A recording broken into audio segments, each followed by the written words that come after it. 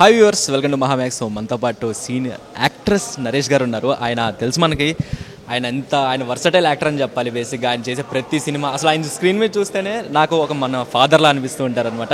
Hello sir, ఎలా ఉన్నారు? Fine dear, fine, happy. Actually Hey Bhagawan చాలా వెరైటీగా ఉండబోతుంది. నేను చెప్పను బ్రో అంటున్నారు. ఏంటి స్టోరీ వెనకాల? అదే చెప్పకూడదు కదా. ఒకటి జనరల్గా సుహాస్ వెతుక్కుంటూ యంగ్ రైటర్స్ వెళ్తున్నారు, ఆయన అయితే చేయగలడని. అలాంటి సినిమాల్లో ఇది ఒకటి. రెండోది ఏంటంటే ఈ సినిమా గ్లిమ్స్తోనే వైరల్ అయ్యే సినిమా. ఇది టైటిల్ అంతే పవర్ఫుల్గా ఉంది, అందుకని అన్నాను మాస్ ఫ్యామిలీ ఎంటర్టైనర్ అని. ఇది సుహాస్ బిగ్గెస్ట్ హిట్ అవుతుందని నా నమ్మకం. అది గర్వకారణం నిజంగా. ఇవాళ మన తెలుగు సినిమా ఇండస్ట్రీకి గర్వకారణం యంగ్ రైటర్స్, డైరెక్టర్స్. ఎప్పుడు వాళ్ళకి ఫస్ట్ నేను ప్రిఫరెన్స్ ఇస్తుంటాను. సో వాళ్ళు సుహాస్ కోసం అని కొత్త సబ్జెక్ట్స్ తీసుకురావడం అనేది he can carry these subjects. That is the. Sir actually నాకు ఎప్పటి నుంచో ఒక డౌట్ సార్, మీరు వేసుకునే డ్రెస్సింగ్ స్టైల్ కానీ అది చాలా డిఫరెంట్గా ఉంటుంది. అంటే మీరు సెలెక్ట్ చేసుకుంటారా ఆర్ ఎల్స్, లేకపోతే మీకు అంత ఫ్యాషన్గా రెడీ అవ్వడం మీకు ఇష్టమా, లేకపోతే ఏంటి? బేసిక్గా ఏం లేదు, generally I dress to the occasion and I have my designers, వాళ్ళు చేస్తారు. బట్ జనరల్గా క్లోత్స్ అనేది జనరల్గా it makes a man general when you appear, or a woman for that matter. So I just love to dress up well. Specs కూడా చాలా బాగున్నాయి sir బేసిక్గా. Thank you. అదే మొగాళ్ళకి ఇప్పుడు బంగారం, గాజులు, ఆభరణాలు ఉండవు. What we have is specs and watch అనేది. కాబట్టి I enjoy buying specs in airports ఎక్కువ. సార్ యాక్చువల్గా మీరు చేసుకునే స్క్రిప్ట్ కానీ ఏదైనా సెలెక్ట్ చేసుకునే ఉంటాయి కదా, అవి చాలా డిఫరెంట్గా ఉంటాయి. సో స్క్రిప్ట్ మిమ్మల్ని సెలెక్ట్ చేసుకుంటారా, లేదా మీరే స్క్రిప్ట్ని సెలెక్ట్ చేసుకుంటున్నారా? లేదు, బేసిక్గా చాలా మటుకు కూడా స్క్రిప్ట్స్ నన్ను ఎత్తుక్కుంటూ వస్తున్నాయి. అది నా గొప్పతనం కాదు, నా అదృష్టం అనుకోవాలి. 52 years అయిపోయింది సినిమా ఇండస్ట్రీకి వచ్చాయి. యంగ్ రైటర్స్కి ఇప్పుడు ఒక 10 ఏళ్ళకి ఒక తరం మారుతుంటుంది. ఈ young writers I'm able to inspire them. సామాజిక వర్గం కానీ, మన సంక్రాంతికి వస్తున్నాం డిఫరెంట్ క్యారెక్టర్ అలాంటి పడుతున్నాయి. కొన్ని లీడ్ రోల్స్, మన వీరాంజనేయులు విహారయాత్ర ఇంకోటి చేస్తున్నాను ఇప్పుడు.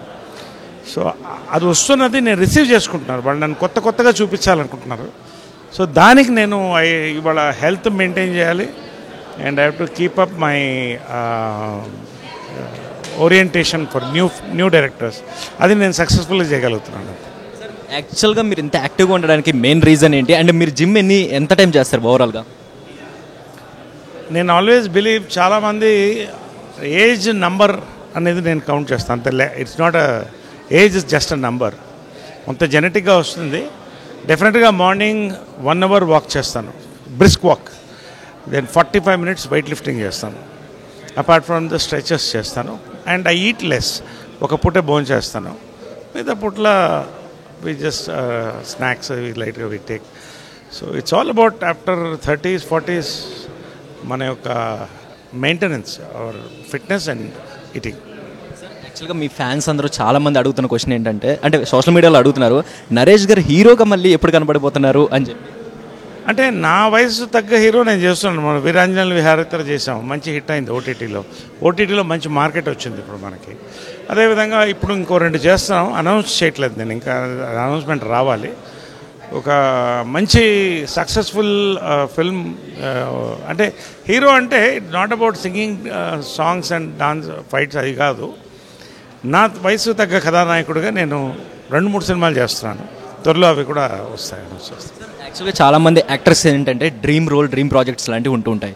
మీకు ఏదైనా డ్రీమ్ రోల్ కానీ, డ్రీమ్ ప్రాజెక్ట్ కానీ అలాంటివి ఏమైనా ఉన్నాయా? ఖచ్చితంగా చిత్రం బళాచిత్రం పార్ట్ 2 చేయాలనుంది. శ్రీవారికి ప్రేమలేఖ పార్ట్ 2 చేయాలనుంది. దానికి వర్క్ చేస్తున్నాం. అది ఎప్పుడు మెటీరియల్స్ అయితే we will go quickly for those projects.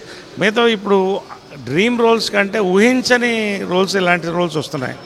అదే more thrilled about it. Jambalakidi Pamba 2 ఎప్పుడు సార్? చాలామంది అడుగుతున్నారు. జంబలగడి పంబ పార్ట్ 2 ఇది ఈవీవి సత్యనారాయణ యొక్క క్రియేషన్. దానికి మాత్రం పార్ట్ 2 చేయడం చాలా ఇంపాసిబుల్, రాదు, చాలా కష్టం.